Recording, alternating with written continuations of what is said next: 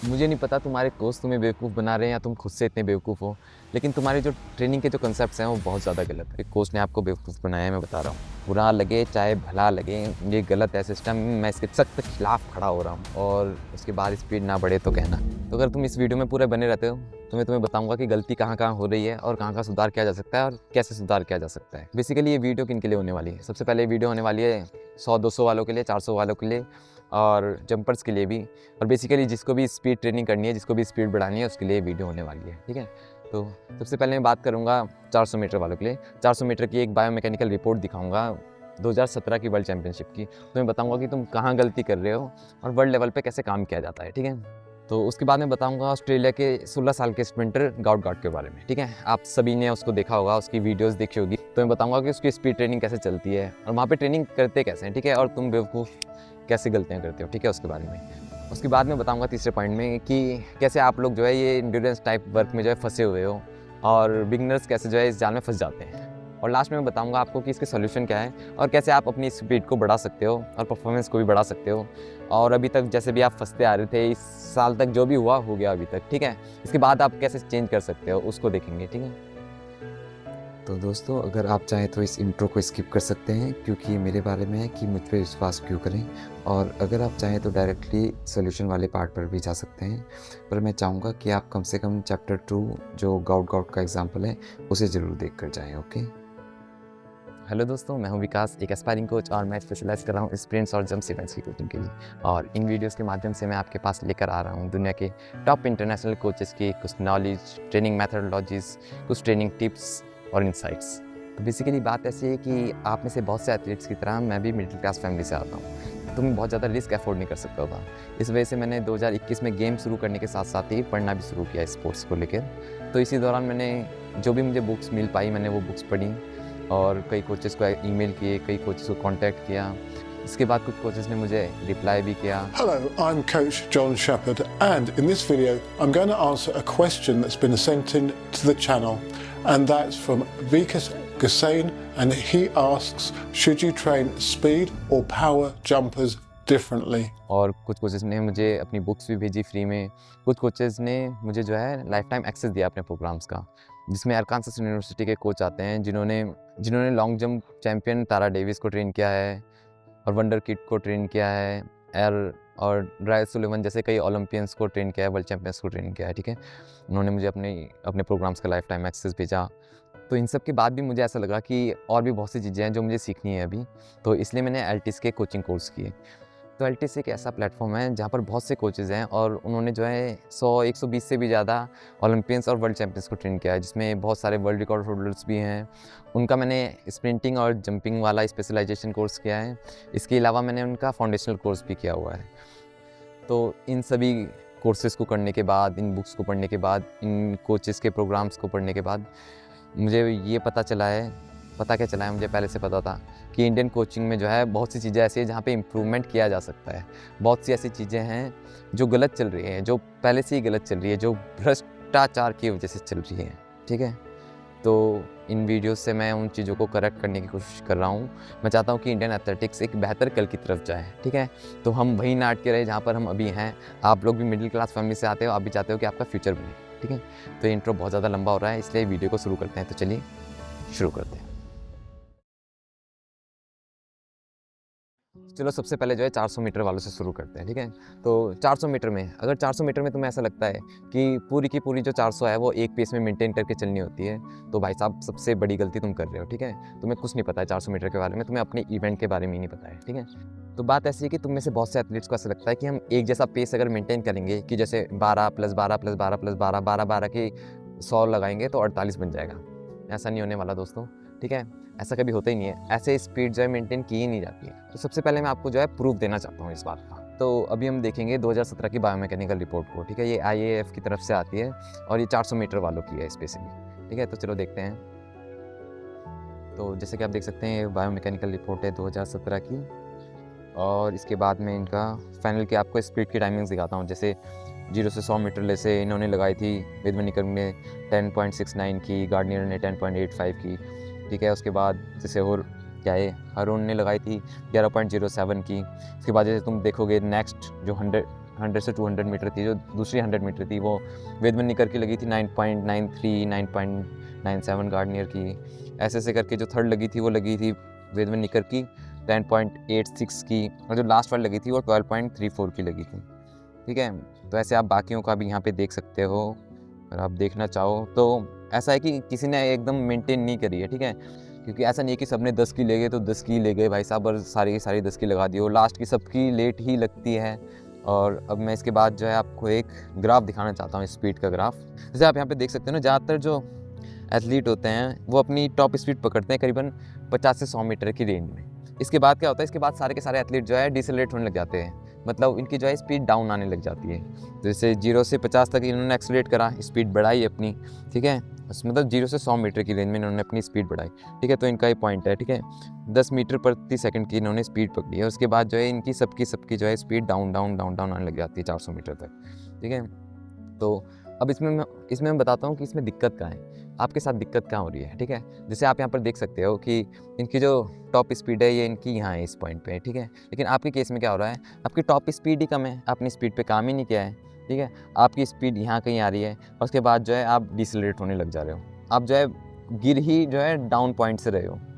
वैसे तो स्पीड ही नहीं है, ऊपर से गिरी नीचे से रहे हो, वो ऊपर से गिरे हैं तो इतना ज़्यादा डाउन हो भी नहीं पा रहे हैं। लेकिन आप जब कर रहे हो आपकी स्पीड ही कम है, आपका पॉइंट ही यहाँ है, अब इसके बाद ये नीचे और ज़्यादा नीचे ही आता जा रहा है, तो स्पीड आएगी कहाँ से ऐसे में। तो मैं आपको 400 मीटर की स्ट्रेटेजी बताता हूँ माइकल जॉनसन की तरफ से। ठीक है, तो माइकल जॉनसन कहते हैं कि जो फर्स्ट हमारी 100 मीटर है वो आपको पुश करनी है। ठीक है, अपनी जो मैक्स स्पीड है उससे थोड़ा कम। ठीक है, 94% के आसपास, 93% के आसपास में जो है वो स्पीड को ले जाते हैं 400 मीटर में।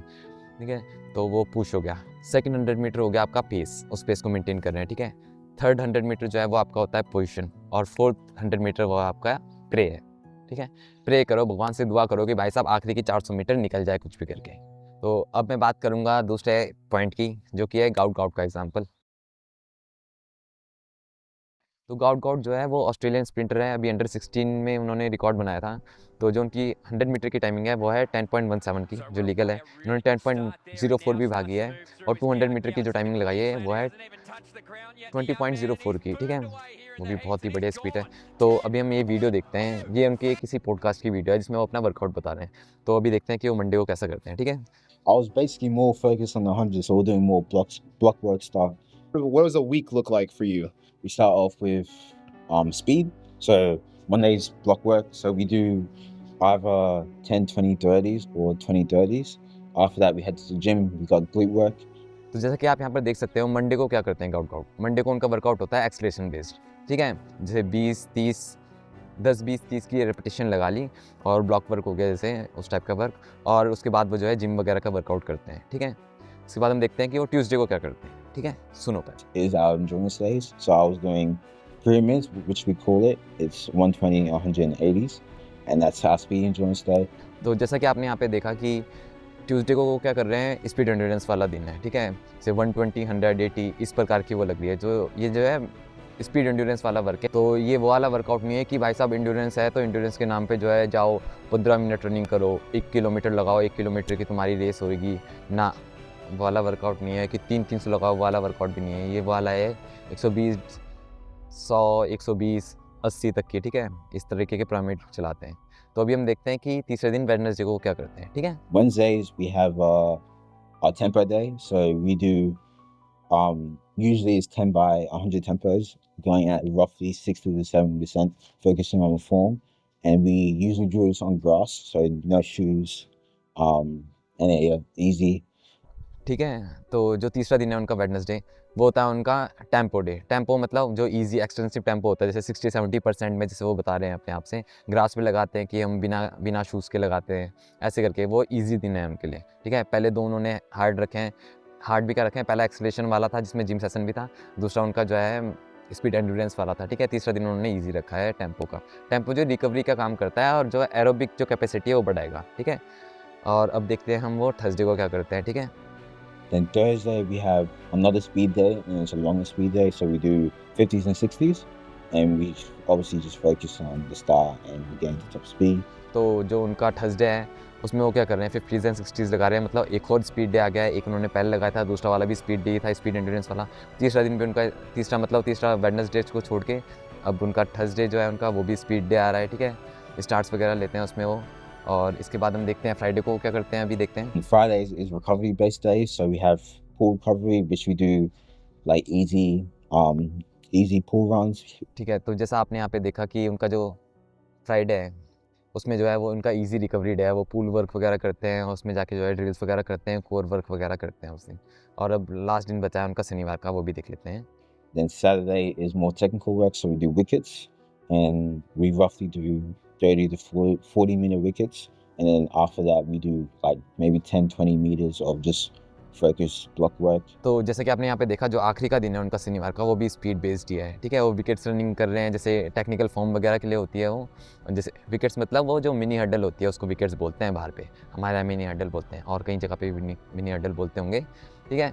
तो उस दिन करा उन्होंने विकेट्स और 20-30 भी लगाई है, कुछ ब्लॉक वर्क भी करा है, ठीक है। उसके बाद संडे जो है वो उनका कंप्लीट रेस्ट डे होता है। तो बेसिकली जो ये वर्कआउट है, अभी आप लोग बोलेंगे नहीं वो तो इतना तो हम भी करते हैं, तुम तो कभी कभार करते हो, तुम ऐसे करते हो जैसे कि लास्ट में कहीं 2-3 महीने में कर रहे होंगे, 2-3 महीने भी पूरा नहीं करते हो। और इस प्रकार से तो वैसे भी नहीं करते हो, 1-2 सेशन लगाते हो बड़ी मुश्किल से, एक ब्लॉक का हो गया और एक थोड़ा स्पीड वाला हो गया, बाकी सब धीरे धीरे दौड़ रहे हो जी, बस वही वर्कआउट, ठीक है। अभी मैं बताता हूँ आपका, ये देखो ये क्या बोल रहे हैं अभी, ठीक है, सुनो। So that's basically what I was doing between August and December. तो भाई ने जो ये वर्कआउट किया है अगस्त से लेके दिसंबर तक, अगस्त, सितंबर, अक्टूबर, नवंबर, दिसंबर, 5 महीने का वर्कआउट बताया उन्होंने कि हमने जो है इस प्रकार से किया था, ठीक है। इसमें ऐसा है कि उन्होंने वॉल्यूम वगैरह चेंज किया होगा, इंटेंसिटी ऊपर नीचे करी होगी, कभी जैसे शूज़ में क्या होगा, उसके बाद स्पाइक्स में क्या होगा, और भी चीज़ें अलग अलग चेंज करी होगी, लेकिन ये टेम्पलेट था। इस प्रकार से जो है उन्होंने, देख रहे हो कितने दिन उन्होंने स्पीड को दिए हैं, और तुम में से तुम कितने दिन देते हो अपनी स्पीड को, तो अपने आप से पूछो कि ऐसे स्पीड बढ़ती है क्या, कि हमने पूरे साल भर जो है स्लो रनिंग करी है, उसके बाद जो है हम जादू हो जाएगा जी, हमारी उसमें स्पीड अपने आप बढ़ जाएगी। 16 साल का लड़का अगर स्पीड लगा रहा है तो ऐसे करके लगा रहा है, ऐसे नहीं लगा रहा है कि जो है स्लो रनिंग करो जी, स्लो रनिंग करो और हो जाएगा, हमारा काम बन जाएगा। नहीं बनने वाला, बन भी नहीं रहा है। Well, you gotta run fast to run fast. That's exactly right. So yeah. ठीक है, तो अब मैं तीसरे पॉइंट में बताऊंगा कि बिगनर्स जो बच्चे होते हैं, जो नए नए आते हैं, वो कैसे इस जाल में फंस जाते हैं, ठीक है, ये स्लो स्पीड वाले वर्कआउट। तो अब इसमें ना बात यह है कि जो बिगनर्स होते हैं ना, उन्हें तुम चाहे जो मर्जी वर्कआउट करा दो, उनकी इंप्रूवमेंट आती है। तो जैसे मान लो बिगनर्स ऐसे होते हैं, यहाँ पर इंडिया में एथलीट्स शुरू कर रहे हैं गेम 16-17 साल की उम्र में, तो इस टाइम पे कुछ एथलीट ऐसे होते हैं जो अपनी प्यूबर्टी हिट कर रहे होते हैं, जो बॉडी के हिसाब से जो बॉडी की मैच्योरिटी है वो आ रही होती है इस टाइम पे, ठीक है। तो वैसे भी नेचुरली उनकी स्पीड स्ट्रेंथ बढ़ेगी। अगर आप 16 साल के, मान लो 9वीं-10वीं के बच्चे को देखोगे, और उसी के मुकाबले अगर हम 17-18 साल के बच्चे को देखें जो 12वीं का बच्चा है, उनमें स्पीड स्ट्रेंथ में वैसे भी डिफरेंस होता ही होता है, ठीक है। नेचुरली बॉडी जो है स्पीड को बढ़ा रही होती है, स्ट्रेंथ को बढ़ा रही होती है। और इसके अलावा अगर मान लो कि अगर मैंने बिगनर को स्लो टाइप वर्क भी दिया ना, अगर मैंने उसको ऐसे ही बोला कि हाँ भाई इतनी मिनट रनिंग कर और इतने वाली रेपिटेशन लगा, तो भी उसकी जैसे मान लो एंकल में थोड़ी स्ट्रेंथ बढ़ जाएगी, थोड़ा जैसे जो है इलास्टिसिटी बढ़ जाएगी, थोड़ी पावर बढ़ जाएगी, थोड़ा उन्होंने अनसंट बोला कि जाओ जाके जो है बॉल थ्रो करो, जाके जो है स्क्वाट वगैरह लगाओ, तो स्ट्रेंथ वगैरह बढ़ रही है, तो उसके बाद जो है उनकी थोड़ी बहुत परफॉर्मेंस भी बढ़ रही है। तो बच्चे को लगता है कि नहीं यार हमारी ट्रेनिंग तो अच्छी चल रही है, परफॉर्मेंस तो आ रही है, अब ऐसी आती रहेगी और 2-3 साल में जो है कि मैं ओलंपिक्स में पहुंच जाऊंगा। भाई सपने सब देखते हैं, ठीक है, पर ऐसा हो ही नहीं रहा है, ठीक है। ज़रूरी नहीं है कि अगर उस टाइम पे वो चीज़ें काम करी थी तो बाद में भी करेगी, उस समय तो कुछ भी काम कर रहा था। शुरू के 1.5-2-3 साल तक तो बच्चे की परफॉर्मेंस आती है, कैसे भी करके आ ही जाती है, उल्टा सीधा भी करोगे तभी भी आ जाएगी, क्योंकि कहीं ना कहीं जो है इसकी बॉडी अडेप्ट कर रही है और थोड़ी बहुत परफॉर्मेंस बढ़ा रही है, ठीक है। लेकिन अगर आप होते गाउट आपकी परफॉर्मेंस चल रही होती बढ़िया से, आपकी ट्रेनिंग चल रही होती बढ़िया से, तो आपकी परफॉर्मेंस भी अच्छी आ रही होती है। लेकिन नहीं भाई साहब, अनसन वर्क चल रहा है। अब इससे दिक्कत बताऊँ कहाँ आ रही है, इससे दिक्कत ये आ रही है कि मेरे पास अगर कोई एथलीट आ रहा है तो उसका माइंडसेट वही हो चुका है कि मेरी उस समय परफॉर्मेंस जो है एंड्योरेंस टाइप वर्कआउट से आई थी और मेरी अब भी परफॉर्मेंस एंड्योरेंस टाइप वर्कआउट से आ जाएगी। यार ऐसा नहीं है। अब मैं अगर उसको चेंज कराना भी चाह रहा हूँ भाई साहब, दिखाना भी चाह रहा हूँ कि ऐसे नहीं होता है भाई, ऐसे करके परफॉर्मेंस आती है, लेकिन वो मानने को तैयार ही नहीं है क्योंकि उनका माइंडसेट वहीं आ चुका है। उनको लग रहा है कि भाई साहब मेरी उसमें परफॉर्मेंस ऐसे आई थी तो मेरी परफॉर्मेंस ऐसे ही आएगी, और अगर मैं ऐसा वर्क नहीं करूँगा कि भाई मेरे को जो है लंबी रैप्स लगानी है तब जाके मेरी परफॉर्मेंस आएगी, और मेरे को जो है चाहिए ही वैसा वर्कआउट होता है तभी मेरी बॉडी जो है अडॉप्ट करती है। तो भाई बहुत ज़्यादा मतलब पूरा भारत ही ऐसे वर्कआउट करता है, आपको रिजल्ट दिख रहे हैं कैसा आ रहा है, ठीक है। क्वालिफाई हो हमसे होता नहीं है, डोप में हम नंबर 1 पे हैं, ठीक है। तो अगर आप चाहते हो कि कुछ बदले, ज़्यादातर एथलीट क्योंकि मिडिल क्लास फैमिली से आ रहे हैं और ज़्यादा अफोर्ड नहीं कर सकते, अगर करियर ख़राब हो जाएगा तो भाई साहब गए, काम से गए। तो अभी भी मौका है, चेंज कर लो, इस साल से कुछ ना कुछ बदलने की कोशिश करो। और अब मैं, ठीक है, अब मैं और ज़्यादा क्या कहूँ, ठीक है। मैं आपको 2 वीडियोस ऑलरेडी इस पे ला चुका हूँ, एक ये वाली और एक ये वाली, ठीक है। दोनों में मैंने बताया था कि स्पीड कितनी ज़्यादा ज़रूरी है और हम कैसे कैसे गलतियाँ कर रहे हैं। फिर से एक बार उसे देख लेना अगर आपने नहीं देखी है तो। नहीं, अगर आपने देख लिया है तो बहुत बढ़िया, एक बार फिर से देखो, और नहीं देखी तो ज़रूर जाके इसके बाद देखना, अभी मत देखने चले जाना, ठीक है। क्योंकि मैं अब बताऊँगा आपको, क्योंकि अब मैं आपको बताऊँगा कि इसका सॉल्यूशन क्या है, करना कैसे है, ठीक है। तो चलिए देखते हैं सॉल्यूशन क्या है इसका। तो सॉल्यूशन ये है कि सिंपली अगर तुम 100-200 वाले हो तो कम से कम 2 या 3 जो है स्पीड के सेशन रखो अपने पे। और अगर तुम 400 वाले हो तो कम से कम 1 या 2 तो कहीं ना कहीं घुसाने की कोशिश करो, ठीक है। एंड्योरेंस जो है आ जाएगा अपने आप, एंड्योरेंस में ज़्यादा टाइम नहीं लगता है, वो जो है एनर्जी सिस्टम की बात है ज़्यादातर। उसमें ज़्यादातर हिस्सा जो है एनर्जी सिस्टम पर डिपेंड करता है। 100-200 वालों में जो एनर्जी सिस्टम है वो ज़्यादातर ATP PC यूज़ हो रहा होगा, या तो ग्लाइकोलाइटिक तक बहुत ही कम जाता है, ठीक है। जाता भी है तो थोड़ा बहुत ही जाता है, ठीक है। तो एरोबिक वाला जो हिस्सा है, अगर 400 मीटर में बात करें तो वो तो आप, उसके कई तरीके हैं, ठीक है। चलो उसके बारे में बाद में बात करते हैं, थोड़ी देर में बात करते हैं। पहले स्पीड वाले में क्या करना है, ठीक है। तो स्पीड वाले में एक जैसे एक्सेलरेशन का सेशन हो गया, ये पूरे साल भर रहना चाहिए, ठीक है। एक्सेलरेशन स्किल है और जो है उसमें टाइम लगता है। अभी मैं उसकी जो है मैकेनिक्स बाद में बताऊँगा आपको, किसी और वीडियो में बताऊँगा। अभी एक्सेलरेशन में क्या क्या आता है, जैसे आपकी 10, 20, 30 मीटर तक की स्प्रिंट आ गई, और अगर अच्छा खासा एथलीट है, काफ़ी टाइम हो चुका है, तो 40 मीटर तक की जो है आपकी एक्सेलरेशन वाला टाइम हो गया, ठीक है। जिसमें जो है आपको स्पीड को बढ़ाना है, जैसे 2 पॉइंटर स्टार्ट हो गया, 3 पॉइंटर स्टार्ट हो गया, ब्लॉक स्टार्ट हो गया, स्पाइक्स में हो गया, या कंपटीशन स्टाइल में। ये मैंने आपको प्रोग्रेशन की तरह बताया है, ठीक है। जैसे 2 पॉइंटर से 3 पॉइंटर पे गए, 3 पॉइंटर से 4 पॉइंटर पे गए, ठीक है, ऐसे ऐसे करके। फिर ब्लॉक पे गए, ब्लॉक के बाद मान लो कंपटीशन स्टाइल पे करने लग गए कि भाई साहब 4 बंदे बैठा दिए कि चलो अब हम एक साथ स्प्रिंट स्टार्ट लेंगे, ठीक है, वो हो गया। और इसके अलावा जो एक्सलेशन के अलावा जो होगा आपका मैक्स वेलोसिटी वाला दिन होगा, जिसमें जो है आप ज़्यादा से ज़्यादा स्पीड को पकड़ने की कोशिश करोगे, ज़्यादा से ज़्यादा स्पीड तक पहुंचने की कोशिश करोगे। तो वो कौन सा होता है, तो वो हो गया जैसे कि 40, 50, 60 मीटर की स्प्रिंट हो गई, और 60, 70, 80 तक भी लगा लो, ठीक है। इसके अलावा आपकी फ्लाई स्प्रिंट हो गई, या स्प्रिंट फ्लोट स्प्रिंट वाला हो गया, ठीक है। और अगर इसके बाद भी अगर आपके पास टाइम बच रहा है, जैसे इंडियन ट्रेनिंग में क्या होता है कि हमारे कंपटीशन बहुत ज़्यादा लेट आते हैं, तो अगर इसके बाद भी आपकी अडेप्टेशन रुकी नहीं है तो आप इसको करते रहिए। अगर अडेप्टेशन रुक रही है और आपको लगता है कि और निकाला जा सकता है तो ओवर स्पीड की तरफ जाया जा सकता है, लेकिन मैं उसको रिकमेंड नहीं करूँगा किसी को भी। ओवर स्पीड को अभी मैं किसी के लिए भी रिकमेंड नहीं करूँगा, क्योंकि आपकी परफॉर्मेंस ऐसे ही आ जाएगी। अगर आप एक्सेलरेशन और मैक्स वेलोसिटी पे ध्यान दोगे तो आपकी परफॉर्मेंस ऐसे ही बढ़ जाएगी, बिना किसी झंझट के, ठीक है ना। ये मेरी गारंटी है, कोच हूँ, ठीक है। मैंने बहुत टाइम से पढ़ाई करी है इसके बारे में, ठीक है। तो इसके बाद हम, और क्या बोलना था, और कुछ भी तो बोलना था, मैं कुछ भूल रहा हूँ, क्या भूल रहा हूँ, वेट। सबसे पहले जो मैंने वीडियो बनाई थी ना, वो इसी चीज़ पे थी कि बॉडी अडेप्ट कैसे करती है। तो अगर आप इस प्रकार से बॉडी को ट्रेन करोगे कि मैंने जो है ऑल आउट टाइप स्प्रिंट लगाई है, तो बॉडी को लगेगा कि नहीं यार, इसमें तो बहुत हालत ख़राब हो रही है, अगले सेशन के लिए जो है मैं इसको जो है अडेप्ट कर लेती हूँ। तो अगले सेशन में जब आप सेम स्पीड लगाओगे तो थोड़ा आसान लगता है ना।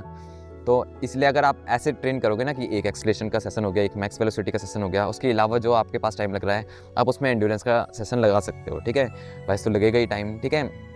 तो 400 वालों को ऐसा होता है कि थोड़ा एंड्योरेंस टाइप में थोड़ा ज़्यादा ध्यान देना होता है, लेकिन इसका मतलब ये नहीं कि आप स्पीड वाले चीज़ को छोड़ दो, ठीक है। पहले स्पीड, अगर आप पहले स्पीड को बढ़ाओगे उसके बाद डिसेलरेट तो होगे, ठीक है। 100 मीटर में भी डिसेलरेट होते हैं, ठीक है। तो इसलिए पहले स्पीड को बढ़ाओ, उसके बाद बाकी का काम देखा जाएगा। एंड्योरेंस वाला काम जो है आखिरी के 2-3 महीने में भी हो जाता है।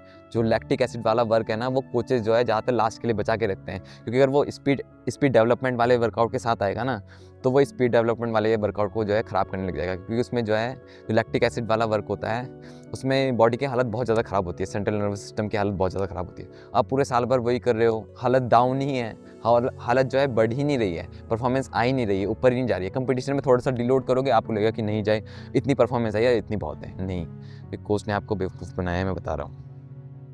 बुरा लगे चाहे भला लगे, ये गलत है सिस्टम, मैं इसके सख्त खिलाफ खड़ा हो रहा हूँ। मुझे बचा लेना अगर लड़ाई होती है तो, ठीक है। तो बात ऐसी है कि स्पीड वर्क पे ध्यान दो, और एक्सीलरेशन वाला सेशन लगाओ, मैक्स वेलोसिटी वाला सेशन लगाओ, और उसके बाद स्पीड ना बढ़े तो कहना, ठीक है, कि पहाड़ी भाई ने गलत बताया था। पहाड़ी भाई ने बहुत मेहनत करी है, पहाड़ी भाई ने बहुत मेहनत करी है यार। 4 सालों से पढ़ रहा हूँ मैं 4 सालों से पढ़ रहा हूँ मैं एथलेटिक्स को, ठीक है। कई कोचेस को भी मैंने बातचीत करी है, कई कोचेस को कांटेक्ट किया है, कई जगह सवाल जवाब किए, कई उन्हें किताब भेजी है, उसके बाद मैं आपको जो ये चीज़ें बता रहा हूँ। ऐसे नहीं कि कहीं से भी मनगढ़ंत कहानियाँ बता रहा हूँ। गाउट का एग्जांपल मैं तुम्हें दे चुका हूँ, पिछली वीडियोस में एग्जांपल्स में तुम्हें दे चुका हूँ, पॉइंट समझ में अभी तक आ जाना चाहिए, ठीक है।